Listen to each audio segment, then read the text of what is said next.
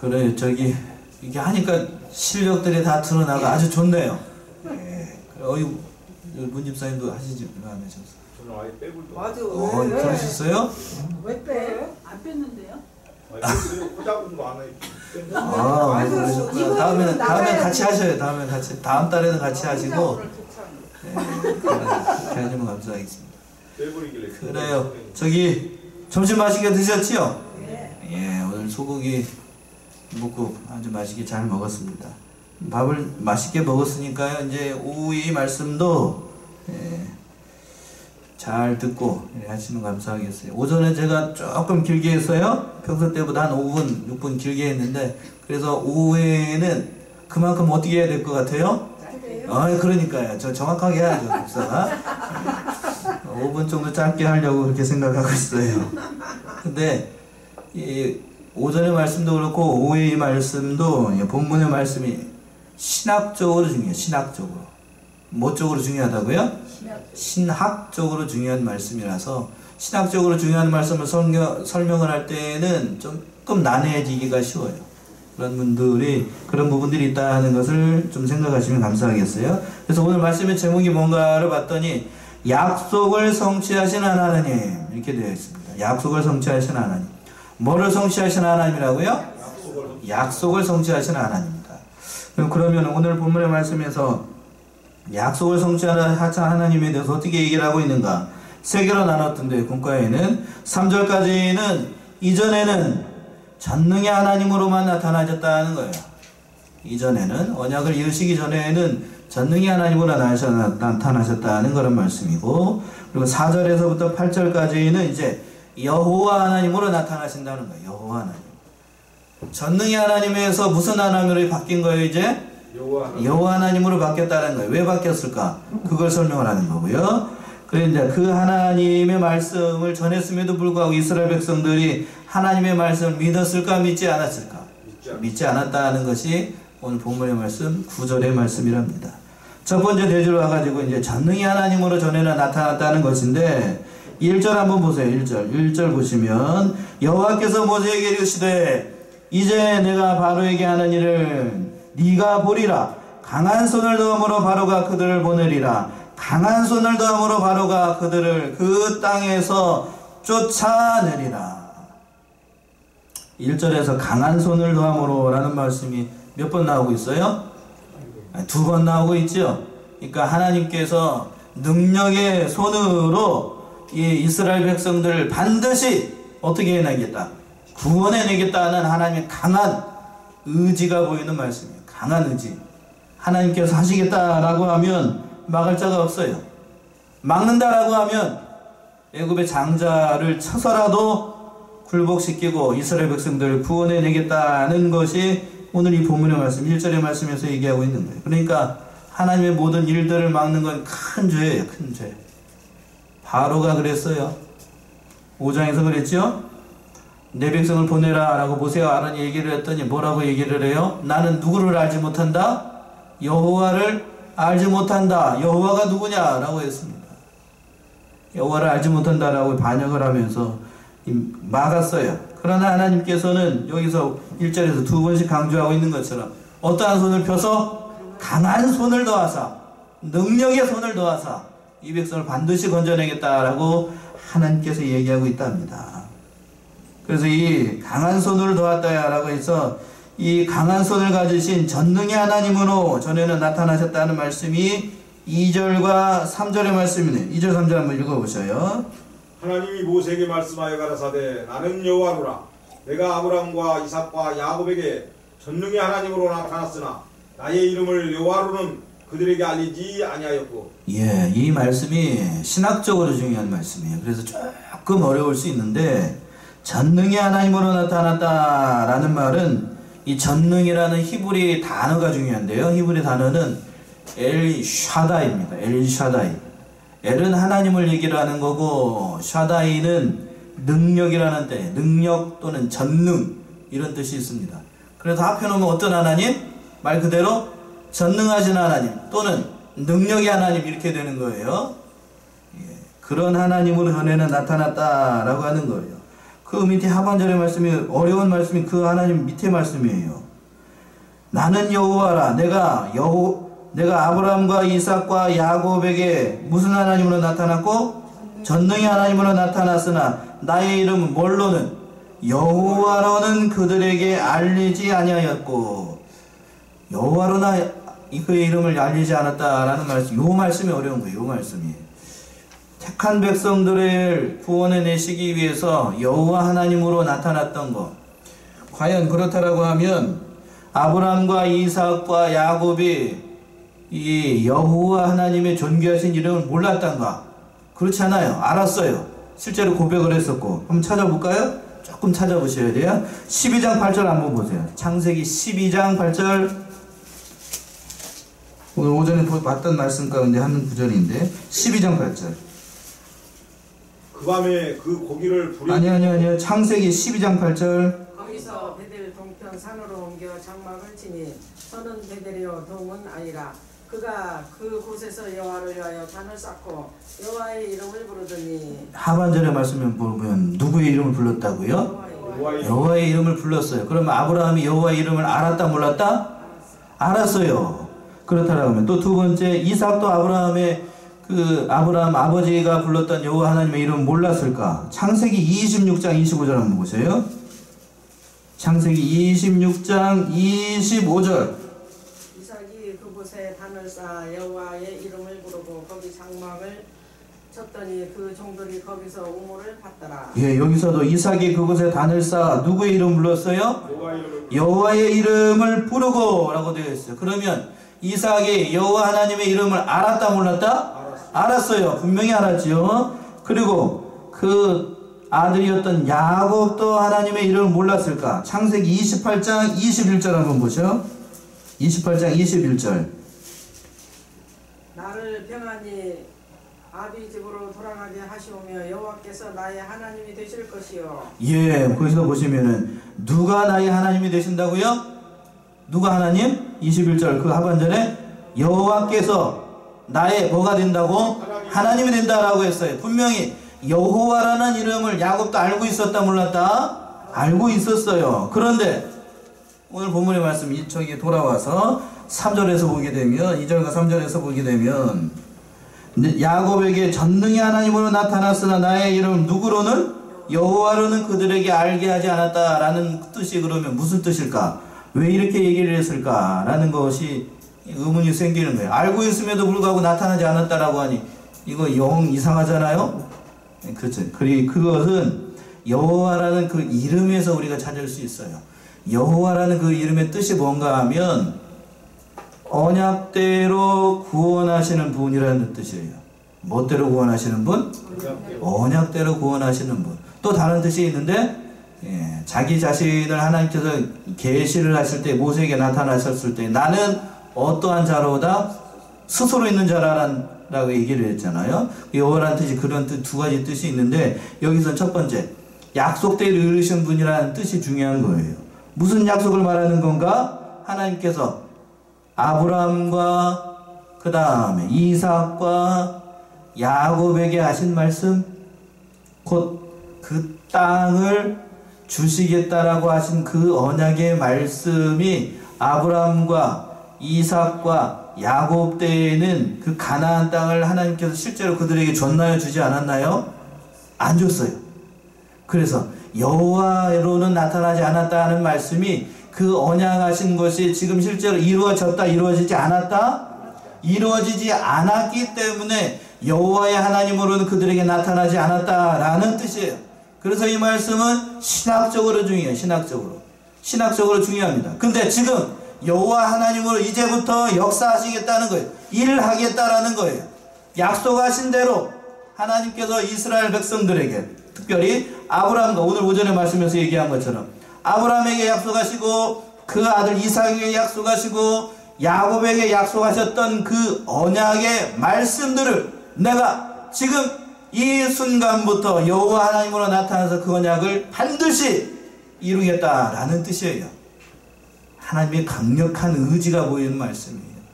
그래서 실제로 그 언약하신 대로 이스라엘 백성들을 그 가나안 땅으로 인도하시는 신실하신 하나님을 보여주는 말씀이라는 겁니다. 그 말씀이 4절과 5절에 있는 말씀이에요.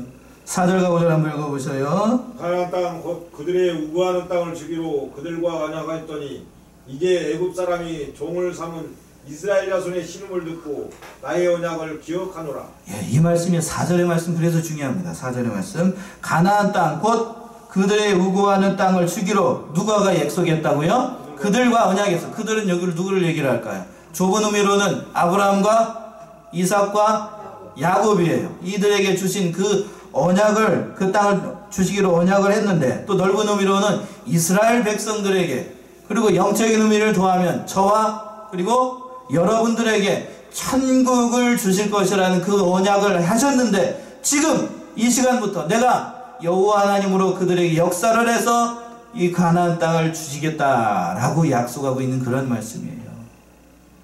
은혜로운 말씀이랍니다.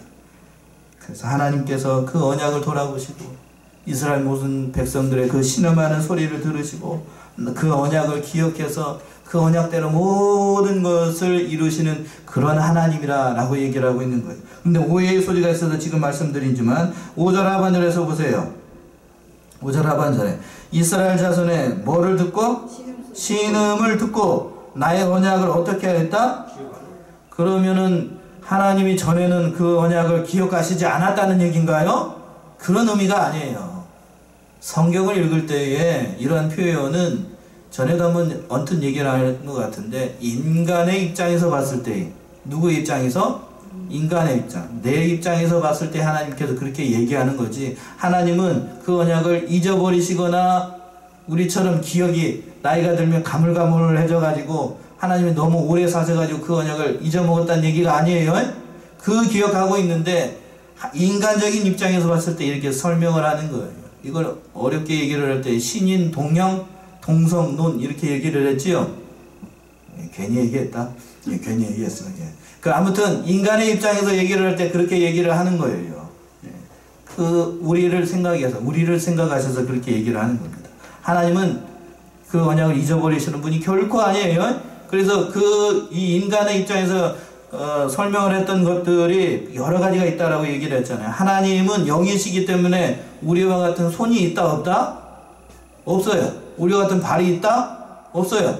우리와 같은 눈이나 귀나 뭐 이런 게 있다 없다? 없어요. 순수하신 그 영으로 계시기 때문에 그거를 설명을 할 때에, 우리와 같은 인간으로 설명을 할 때에 뭐 손이 있고 마음이 있고 이렇게 얘기를 하는 것 뿐이지, 이렇게 표현을 하는 것 뿐이지 실제로 그렇다는 얘기는 아니에요. 오늘 이 말씀도 역시에 동일하게 그 말씀을 하고 있는 거예요. 하나님은 절대로 우리와 하신 언약들을 잊어먹으신 분이다? 아니다? 아니에요. 결코 잊어버리시는 분이 아니에요. 잊어버리시지 않고 오히려 그 신비에 새겨서 손바닥에 기록해가지고 기억하신다고 하신 말씀이 있을 정도로 결코 잃어버리시는 분이 아니라고 하는 거예요. 그 언약하신 그 말씀을 하나님께서 성취하시는 여호와 하나님으로 역사하셔가지고 그 말씀대로 이루시겠다라고 하는 뜻이에요. 참, 그래서 6절에 같이 얘기를 하는 거예요. 6절 한번 읽어보세요. 6절. 그러므로 이스라엘 자손에게 말하기를 나는 여호와라. 내가 애굽 사람의 무거운 짐 밑에서 너희를 빼어내며 그 고역에서 너희를 건지며 편팔과 큰 재앙으로 너희를 구속하여. 예. 그러므로 이스라엘 자손에게 말하기를 나는 누구라 하라고요? 나는 여호와라. 나는 여호와라. 이 하나님의 존귀하신 이름에 뒤로 넘어가야 되는 거예요. 나는 여호와라. 이거면 돼요. 이거면 되는 거예요. 나는 여호와라. 이 말씀에 그냥 다 거꾸러질 수 있는 거예요. 여호와이기 때문에, 곧 하나님이라는 여호와라는 이름을 가진 존재이기 때문에 결코 나는 그 언약을 잊어버리지 않고 그 언약을 반드시 이룰 것이고 그 언약대로 모든 것을 이루실 하나님이라고 얘기를 하는 거예요. 그래서 그 6절 하반절에 내가 애굽 사람의 무거운 짐 밑에서 너희를 빼어내며 그 고역에서 너희를 건지며 편팔과 큰 재앙으로 너희를 구속하며, 이렇게 얘기를 할 수 있는 거예요. 누구이기 때문에? 여호와이기 때문에. 나는 여호와이기 때문에 이렇게 하실 수 있다는 거예요. 이렇게 할 수 있다. 나는 하나님이기 때문에 나는 가능하다는 거예요. 인생을 하지 못하나 나는 하나님이기 때문에 가능하다는 거예요. 그래서 어떻게 하겠다는 것인가? 7절 보셔요. 7절 한번 보세요. 내 백성을 삼고 나는 너희 하나님이 되리니 나는 애굽 사람의 무거운 짐 밑에서 너희를 빼어낸 너희 하나님 여호와인 줄 너희가 알지니라. 예, 7절 참 짧은 말씀이지만 여기다 한번 그으셔요. 7절 8절 한번 밑줄 한번 그려보셔요. 하나님께서 뭐라고 얘기를 하고 있나? 너희로 누구 백성을 삼고? 내 백성을 삼고. 예, 너희로 내 백성을 삼고 나는 누구의 하나님이 되고? 너희 하나님이 되리니. 이거면 끝나는 거 아니에요? 이거면 끝나는 거 아니에요? 그 이 이상 더 어떤 것을 더 바래? 하나님의 백성이 되고 하나님께서 나의 하나님이 된다라고 하면, 여호와가 나의 하나님이 된다라고 하면 세상에 근심되는 일, 걱정되는 일, 염려하는 일, 이런 거 다 아무것도 아니잖아요. 오늘 오전의 말씀에서 조금 제가 어렵게 얘기를 한 것 같은데, 하나님이 지극히 큰 뭐가 된다고요? 상급이 된다라고 하는 것, 이건 놀라운 은혜예요. 그런 은혜를 말하는 거예요. 아브라함에게 와서 나는 너의 방패요 지극히 큰 상급이라고 말씀하신 것이나, 여기 7절에 있는 말씀처럼 나는 너희로 누구의 백성을 삼고 나의 백성을 삼고 하나님의 백성을 삼고 나는 너희 하나님이 된다라고 하면 이보다 놀라운 복이 없는 거예요.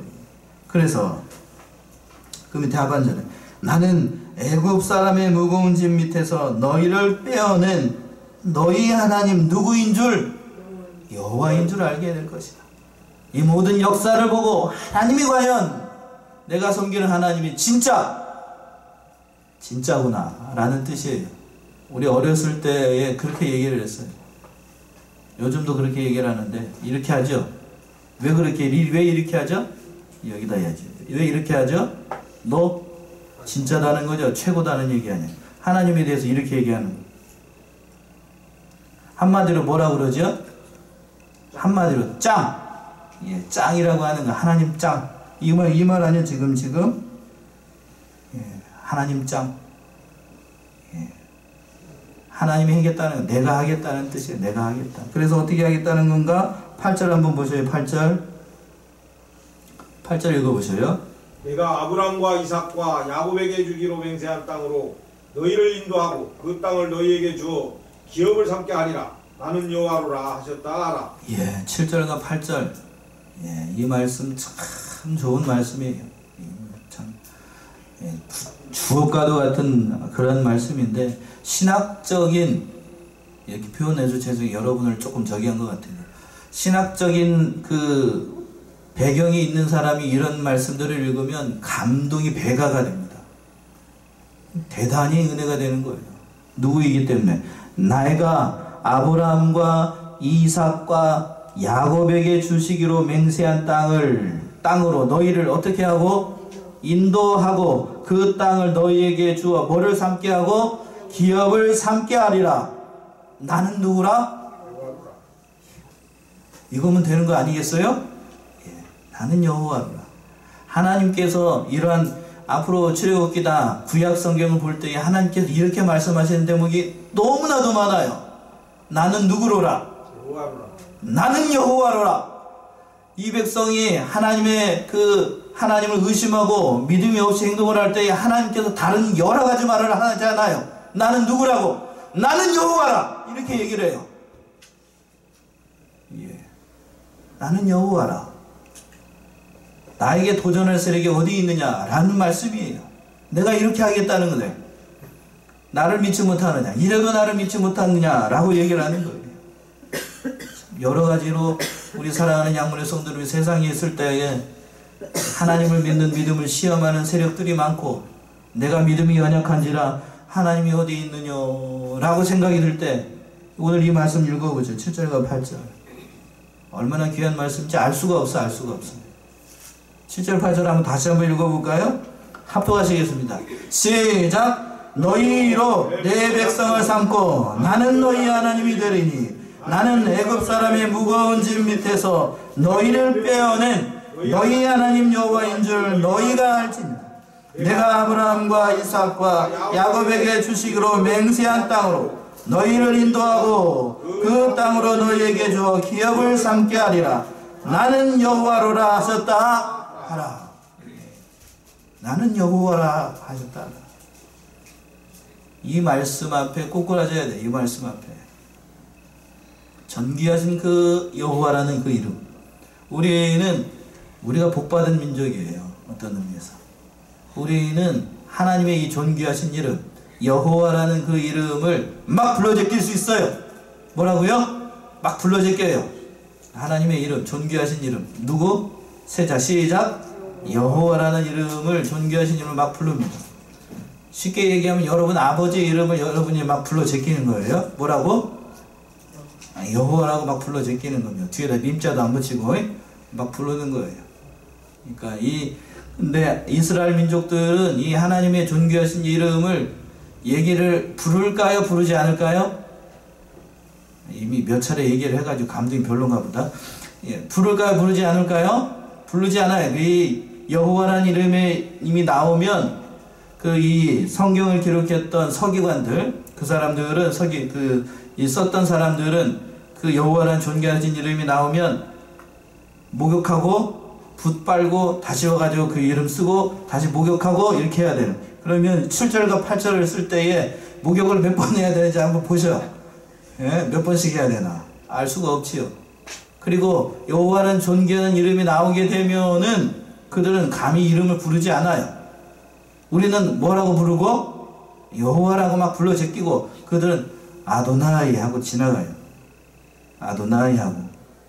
여호와의 이름을 멋대로 부르지 말라고 그랬죠. 십계명에 망령되이 부르지 말라고 그랬잖아요. 그래서 그들은 그 문자 그대로 믿어요. 그래서 부르지 않아요. 그래서 실제로는 이 여호와라는 이름이 그 밑에 모음이 뭔지 몰라요. 그래서 존귀하신 이름이 여호와인지 또 순복음 계통에서 누구죠? 조영기 목사님이 야훼라고 잘 얘기를 하는데 야훼인지 또는 제호바인지 알 수 없어요. 뭐든지. 히브리 말은 처음에는 밑에 자음이 안 찍혔어요. 아니 모음이 안 찍혔어. 이걸 시청각 교육을 해야 무슨 얘기인지 아는데 밑에 모음이 처음에는 쓸 때에는 모음이 없어가지고 모음을 그 히브리 그 마소라라고 하는 그 학파 사람들이 있거든요. 그 사람들이 뒤에 가서 그 모음을 이렇게 붙인 거예요.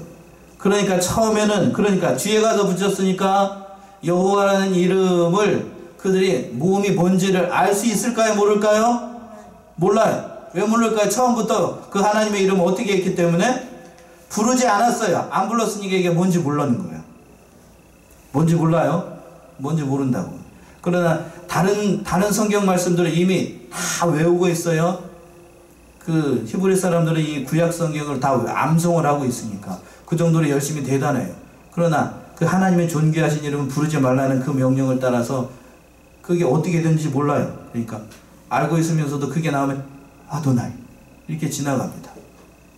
그러니까 우리는 복받은 민족이라 여기 좀 설명이 길었는데 빨리 끝내야 되겠다. 그 이름을 여호와라고 부를 수 있는 것이 뭐다고요? 복이라는 거예요. 복. 하나님의 존귀하신 이름을 부를 수 있다. 7절과 8절이 그래서 중요합니다. 그런데 이스라엘 백성들 이 존귀하신 하나님께서 이런 이름까지 얘기하면서 모세와 아론에게 얘기했음에도 불구하고 이 백성들이 그들의 말을 믿었는가? 하나님의 말씀을 들었는가? 듣지 않았습니다. 9절의 말씀 읽으면서 9절 한번 읽어보세요. 모세가 이와 같이 이스라엘 자손에게 전하나 그들이 마음의 상함과 역사의 혹독함을 인하여 모세를 듣지 아니하였더라.